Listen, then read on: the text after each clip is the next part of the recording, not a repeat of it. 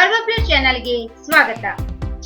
ನಾಳೆಯಿಂದ ಉತ್ತರ ಕನ್ನಡ ಜಿಲ್ಲೆಯಲ್ಲಿ ವ್ಯಾಪಕ ಮಳೆ, ಹವಾಮಾನ ಇಲಾಖೆ ಮುನ್ಸೂಚನೆ.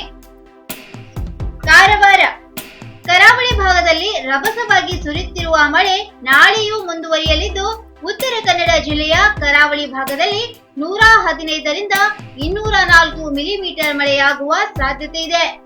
ಕರಾವಳಿ ಮತ್ತು ಮಲೆನಾಡು ಭಾಗದಲ್ಲಿ ವ್ಯಾಪಕವಾಗಿ ಮಳೆಯಾಗುವುದರಿಂದ ನದಿಗಳಲ್ಲಿಯೂ ನೀರಿನ ಒಳಹರಿವು ಹೆಚ್ಚಾಗಲಿದೆ.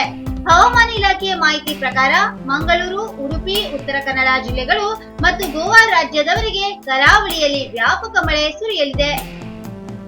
ಉತ್ತರ ಕನ್ನಡ ಜಿಲ್ಲೆಯ ಕಾರವಾರ, ಅಂಕೋಲಾ, ಕುಮಟಾ, ಹೊನ್ನಾವರ, ಭಟ್ಕಳ, ಬೈಂದೂರು, ಕುಂದಾಪುರದಲ್ಲಿ 115.6 ಮಿಲಿಮೀಟರ್ ಇಂದ 204.4 ಮಿಲಿಮೀಟರ್ ಮಳೆಯಾಗಲಿದೆ.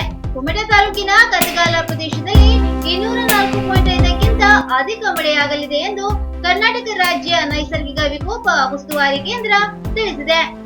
ಮಲೆನಾಡಿನ ಶಿರಸಿ, ಸಿದ್ದಾಪುರ ಮತ್ತು ಜೋಯಿಡಾದಲ್ಲಿಯೂ 64.5 ಮಿಲಿಮೀಟರ್ ಇಂದ 115.5 ಮಿಲಿಮೀಟರ್ ಮಳೆ ಬೀಳಲಿದೆ.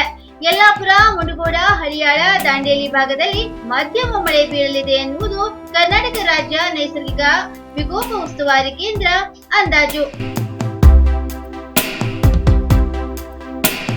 ಇನ್ನು ಮತ್ತಷ್ಟು ಸುದ್ದಿಗಾಗಿ ಕಾರ್ವಾ ಪ್ಲಸ್ ವೀಕ್ಷಿಸಿ.